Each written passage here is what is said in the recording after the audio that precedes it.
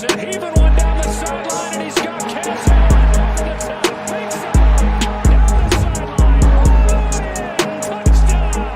His signature move and his signature performance. Allen, deep ball one more time. 58 yards this time. You're listening to the Bruin Bible. This is your host, Will Decker, bringing you UCLA football content all throughout the year for LA Football Network. What is up, and welcome to the latest edition of the LA Football Show on ESPN Radio 1090. It's Friday, man. Things are going swell. We got the weekend ahead of us. Lot to look forward to, and a lot to look forward to talking about UCLA football with my main man, the madman in the house. First and foremost, madman, how are you doing on this wonderful Friday talking UCLA spring football, my guy? Oh, well, it's Friday. We're on the Bruin Bible. We're on ESPN. We're with my guy, Will the Thrill Decker. I mean, life can't get any better, Will. Can't wait. It's been such a fun first couple of weeks of spring. A few more great weeks to come, and can't wait to break it down with you here as always. Yeah, man. We are about, 5 practices in at this point, and we're going to break down the top 5 players that have stood out through 5 practices in action. It's going to be a lot of fun. But first, we got to get to our sponsors. Sponsor number 1, our guy, Tony Gonzalez at Bell to Bell Fitness. If you want to learn boxing, if you want to be a part of a boxing type of regime to get in shape, Bell to Bell Fitness is the best place to do it. He uses his FIT acronym to get you in shape, have fun, and learn all the ins and outs of boxing to become kind of a precision workout master. So check it out, Bell to Bell Fitness. If you use the term, hey, we came in here from the Bruin Bible, you are going to get essentially a free class out of this. So go to Bell to Bell Fitness on the west side of Los Angeles. Tell them you were sent here from the Bruin Bible, and you're going to get a free class. And then my guy Shea Tor. Shea Tor is he's a real estate agent within the Arizona area. He's a lifelong Bruin. He spends a lot of his free time traveling to UCLA football games. He's got season tickets.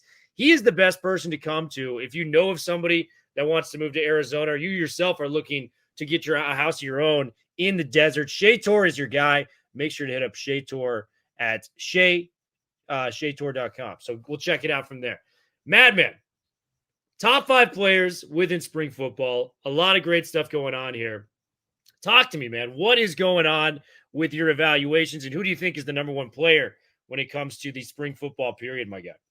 Well, we'll do a little drama with this. I think we'll start with 5 and go to 1. And as we do, give our audience a little bit of suspense and some drama. I mean, I am Indian after all, need a little drama, a little masala, So, Will, I'm going to start with the curveball, okay? At number 5, it's not a player. I'm going to go with kind of top 5 figure in spring practice. Number 5 is Eric Bieniemy, Will. And I think just in terms of how he has established a culture of discipline, urgency, there's an electricity to practice that is very different. No question about it. Deshaun Foster is the head coach of this team, but it feels, Will, like Eric Bieniemy is the head coach of this spring period. I mean, it's total command of this team. He has disciplined guys, for how they're playing on the field, kind of tactically, how they're hustling off the field. He's disciplined coaches. He's disciplined starters, backups.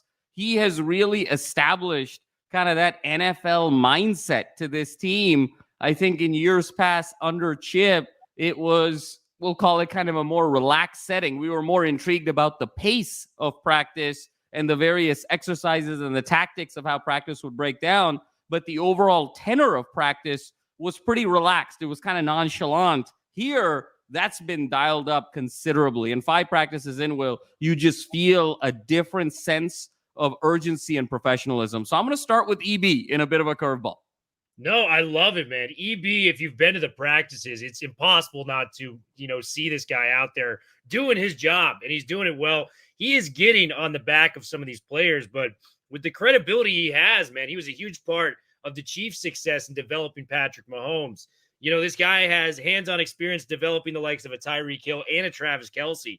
And we've all seen the videos of him kind of getting on Adrian Peterson in his first rookie camp. So we're talking about not just good players, but like Hall of Famers and best of at their position. So with credibility comes with that. And Eric Bieniemy, Yes, he's hard on the guys, but he also wants to get the best out of these players. And it's showing early, man. He demands excellence from these guys, and the practices have gone a lot smoother since he has started doing this, just to kind of have that fear factor there, but also coach them up in the right way. And, we've heard all the, post-practice quotes from EB, and boy, I mean, he's glowing about some of these guys. He may not always show it on the practice field, but, hearing those quotes as a player, you're probably like, oh, he does actually love me. He wants me to succeed. He's just getting on me because he cares about me. And that's what I've seen from EB. So I think if you've been to the practices, there's no doubt we couldn't have gone through this segment without mentioning EB.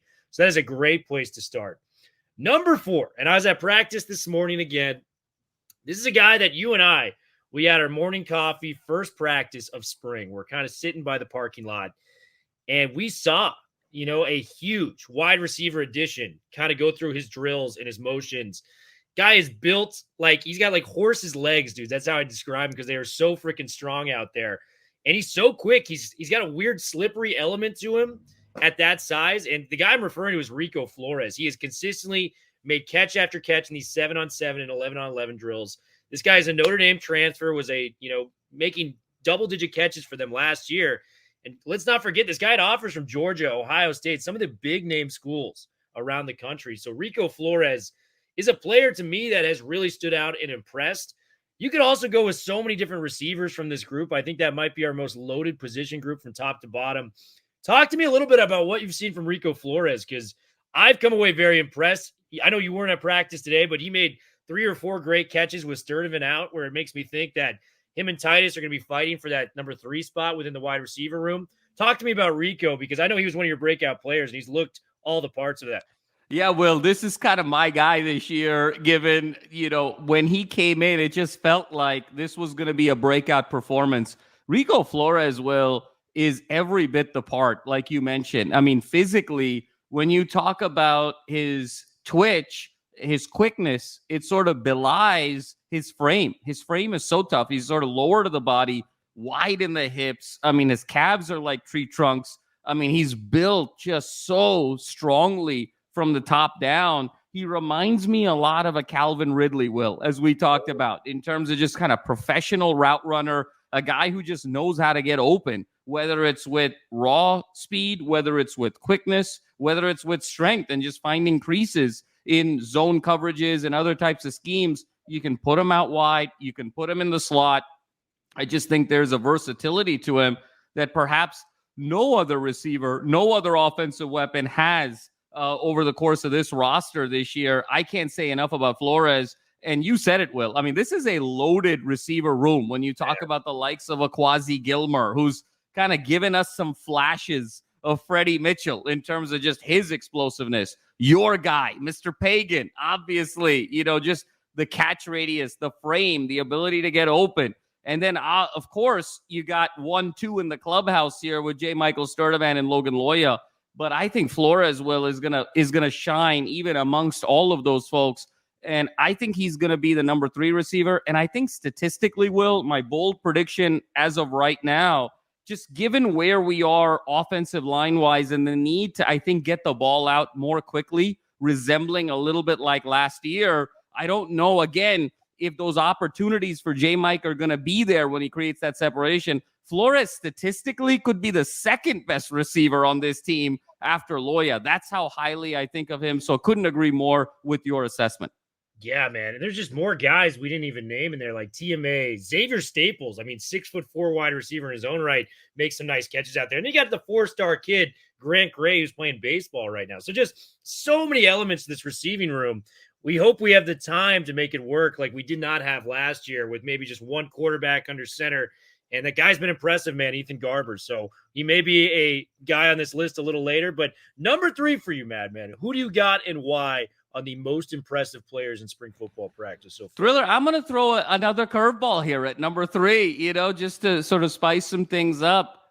It's the big kid, okay? It's Luke Duncan. I mean, to me, it's when you look at Luke Duncan, you're talking about coffee. And first of all, there is no greater joy in life for me, okay, in terms of just real life, than having our coffee, you and me just sort of leaning over side by side, cracking jokes, having a great time, watching our Bruins. I'll tell you, Will 10 years from now, 30 years from now, that's what I'm going to remember about, our show, our network. I mean, this has been some priceless time these last few years. So I have to say that to our fans, just how much joy I get in real life, just spending time with you in that way. And, when we were sort of having our coffee there, Will, we saw Luke Duncan. We're like, holy cow. I mean, this guy is out of central. If NFL had central casting for a quarterback, it'd be Luke Duncan. I mean, He just jumps off the page at 6'6". Just the mechanics are all there. There's sort of a poise there. Now he's raw. He doesn't quite know the offense. He's got to get used to the speed of college football. He's got to kind of get used to his own body and be comfortable in his own skin. But let me tell you something, Will. All the tools are there, okay, in terms of arm strength, in terms of mechanics, in terms of footwork, in terms of ball placement. And I believe there's going to be a serious competition here for QB2 with him and Justin Martin now that Colin Schlee has transferred. And I know Martin has also had some terrific moments these first 5 practices, had some dimes, down the field. So I think number 3 here is whoever's going to win this battle at QB2, but Luke Duncan has sort of jumped off the page for me as someone I wasn't expecting to compete for QB2 this quickly. He's very much in the thick of things, and I think his ability to absorb a college offense and kind of the complexity of what Eric Bieniemy wants to do, I think is going to get him really nipping at Justin Martin's heels. I completely agree, man. I've been blown away by what we've seen from the young kid Luke Duncan because we didn't get to see that in the last spring period. He was an early enrollee. He broke his shoulder of some sort, so he wasn't able to compete last year in some of the spring drills. And the word that just comes to mind with Duncan is advanced. He's so advanced already. I mean, I think a lot of people will compare his body type to Wilton Spate when Wilton Spate transferred in from Michigan for UCLA fans.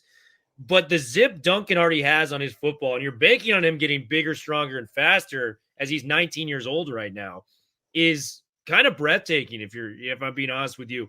He's reading the defenses very well. He made a couple mistakes today, but, we were doing red zone drills. We're doing 7-on-7. He actually made probably more plays that went right than wrong for a young kid that's really kind of getting his first taste of, spring football at UCLA. And boy, the pieces are there. You can see the potential with Luke Duncan. You kind of just think in your mind, man, this is maybe the next guy up if something does happen to Garbers, who we love Garbers. We think he's been outstanding. He is QB1, no questions asked, this year. But he also has had some health concerns, where he went and got the job last year, came back out, how we had to throw Dante Moore back in at Arizona. There's been certain issues there. You know what I mean? So if you have a QB2, it's always great to have a good backup in that situation. And Luke Duncan is checking the boxes on that, dude. Like, I am fired up on what I see from our guy LD out there. So Luke Duncan killing the game, 6'6". Give this guy another offseason. And man, I mean, he might just take flight, in the sophomore year. So Duncan is a very, very promising name. So the 3 people we have so far, Bieniemy, we have Rico Flores, and we have our guy Luke Duncan. Number 2, I'm going to go with the defensive guy. I'm going to take the first defensive guy off the board. And this is a player we've raved about on the show. And I watched a play today where Jay Toia, and I think he has a real shot at being an all Big Ten player. I think he is that impactful on the interior of the line. I'm going to make this comparison because last year, there was a lot of question marks around the offensive line, but we knew what we had in Duke Clemens. He was the centerpiece of the offensive line. We knew we had an all-conference type of player with that. And ironically, on the other opposite side, the defensive front, Toia is kind of that guy for us, right? Where the options out there, Grant Bucky's starting to look good. That's a great option to have, but we haven't seen the consistency where he's consistently working with the ones. A Champ Young, we're kind of waiting in the wings what happens there. I like Keanu Williams, but, it's his second year starting. He kind of didn't make a ton of plays last year, even though I like the potential and what's there. Jay Toia is kind of the guy where I look at, I go, he's going to have a monster year. And poor Sam Yoon today in practice. I mean, he just got absolutely mauled over by the veteran defensive tackle, Jay Toia, former USC player, transferred to UCLA a couple years back. And man, all the pieces are there because in this Big Ten conference, you got to be bigger. It's just trench work, man. It's kind of like speed and space is more Pac-12, whereas like the fundamentals, dominating the line of scrimmage is more so the Big Ten's nature. I mean, if you look at the Michigan team from last year and some of these other teams that compete in the Big Ten, Jay Toye is going to be a huge part of us trying to get out there, and he's looked all of the parts in spring. Talk to me about Toye, because I'm such a huge fan of what this kid's bringing to the table. Oh, Will, I just love the pick. And, you talked about kind of pace and speed and space being Pac-12. It feels like it's more kind of trenches and thickness in the Big Ten. And so Toye is absolutely, I think, the anchor to this defense. And we've talked a lot about the offense, and we've talked a lot about how many toys are at Ethan Garber's disposal when it comes to wide receiver, when it comes to running back, when it comes to tight end. But this team is only going to go as far as the other side of the ball helps balance that out in terms of an overall game, especially when you look at all of the losses that have taken place in the offseason. The Latus, the Murphy twins, Carl Jones, Kamari Ramsey, Darius Moasow. And if you look the last couple of years, Will, the anchor defensively, the captain, if you will, defensively, has always been sort of up the middle. But it's just been up the middle in a different position group. When you think about Darius Moasow kind of being that inside backer, really calling out the defense, making sure guys were in the right play. The year before, a Blaylock in the safety position, really playing that center field, making sure guys in the secondary were there. This year, it feels like, to your point, Will, it's that interior lineman up front is going to be that centerpiece, that anchor to not just play great and clog up the middle, but also take on that leadership role. And Toye, the experience in big games, his ability, and he hasn't been able to put a full season just yet together with some nicks and some injuries here and there. I think he's prized for a massive breakout to not only just fill the void from a leadership standpoint, but just productivity, because what's around him are some really good pieces. You talked about Bucky. You talked about Keanu Williams. We're waiting on Collins Echiempong. We're waiting on some other pieces. Hey, is Kane Medrano going to have put it all together this year? He had the big Utah game, but the rest of the season was okay. Did he put on enough weight in the offseason? Who's the third linebacker going to be? Who are they going to get in the portal in terms of edge rush, in terms of linebacking capability? But the one constant, the one anchor is Toye is going to be able to clog up this middle, and that is the bread and butter of being successful in the Big Ten, where the emphasis is so much more on not just running the ball, but running the ball in between tackles. And so if you can't clog up that middle with girth, with technique, with talent, it's going to be really problematic. You're not going to be able to control the line of scrimmage whatsoever. Toye is prized for a massive year. I love his feet. I love the quickness off the offensive line, and then just the strength, that sort of just bull rush pancake ability to just move the line of scrimmage back is just absolutely tremendous. He's going to have a huge year. And so far as Toye goes, as so far this defense goes, and by extension, in many ways, the single greatest barometer, perhaps, of how many wins this team will have in 2024. Yeah, and I mean, Toye blew up multiple plays in practice today, just bull rushing, from the inside. And outside the quarterback position, man, the lines are the most important position group to me as a fan of football. So you get those lines right, especially going to a conference that prioritizes that, and UCLA can be successful, get to that 8-9 win ceiling we're talking about. All right, man, number one player for UCLA spring practice. Lots of options out there. Who you going with and why, bro? Well, there's a lot of options, and there's maybe a couple of honorable mentions. I'm sure you will as well. I think there's one that you sort of obviously have to rally around, and there's kind of an obvious one, and I'm going to go with the obvious one. I just want to sort of point out how much I love having Keegan Jones back at UCLA, and just his ability to complement TJ Harden, both in terms of speed, both in terms of his ability to receive out of the backfield. We've seen and heard what Deshaun Foster has had to say. I had to get my guy back. And Keegan Jones has made a massive impact here these first 5 practices. A number of guys on the outside have made huge impact. We see the specimen that in Oladipo is out there. We love what we see out of Wallace, the transfer from Georgia Tech.